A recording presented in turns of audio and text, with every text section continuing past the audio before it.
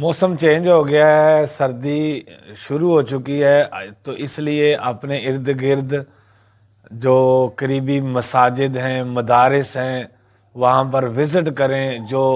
وہاں پر طلباء ہیں، قرآن پڑھتے ہیں، اللہ کے نبی صلی اللہ علیہ وسلم کا فرمان پڑھتے ہیں، اور دور دراز کے علاقوں کے رہنے والے ہوتے ہیں، تو وہاں پر جا کر وزٹ کریں۔ ان کو کسی چیز کی ضرورت ہو، بستر ضرورت ہے، ان کو گرم شال کی ضرورت ہے، ٹوپیوں کی ضرورت ہے، تو یہ ساری چیزیں ان کو مہیا کریں۔ یہ ہے صدقہ جاریہ۔ وہ کل کو پڑھ کے